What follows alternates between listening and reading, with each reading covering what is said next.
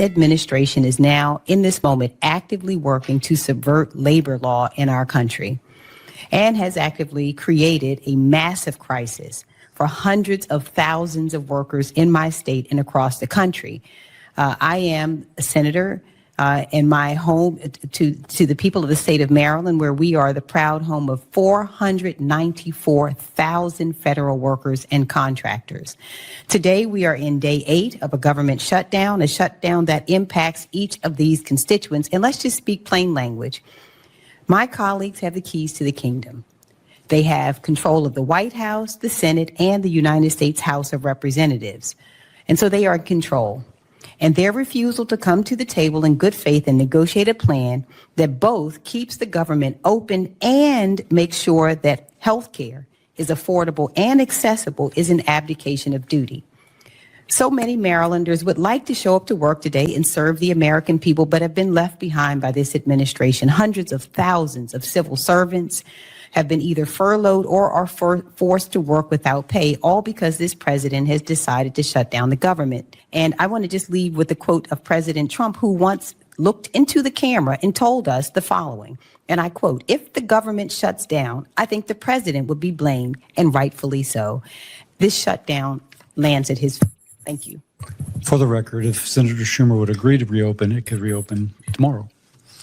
Next is Senator Moody.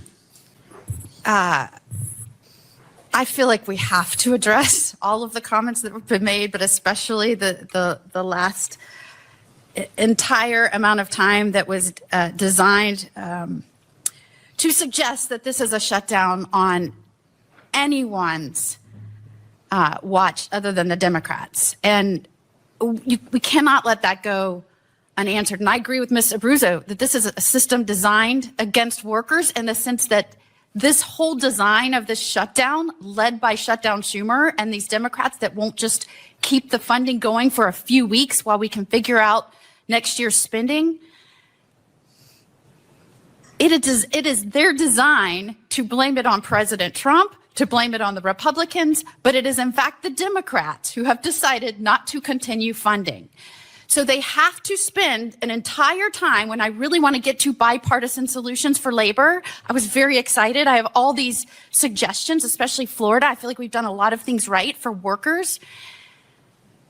You cannot have somebody sit here and put in front of the American people that the government is shut down because of President Trump or because of the Republicans. It is on the backs of the Democrats, who we've given them time and time again the opportunity to show up and vote yes, let's keep the government open so we can engage in these bipartisan conversations. As someone whose oldest boy is in the Army, as someone who understands that people are facing not getting paychecks, and I think we just heard 5 minutes of comments on this rather than getting to bipartisan solutions on labor, because someone comes from a state where they have a lot of people that are employed by the federal government, and they, by golly, need to blame it on someone else besides the Democrats that are not showing up and voting to open this government.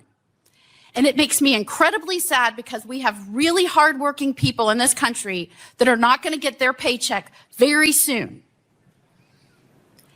And so I appreciate you letting me indulge in correcting the record, because we are here to do important work. This president, more than any president in my memory, has said, how can we come together in a way that is pro-worker and pro-business, American business, and do right, and focus on how we can maybe tweak our laws to have a better system in place. I'm all about that.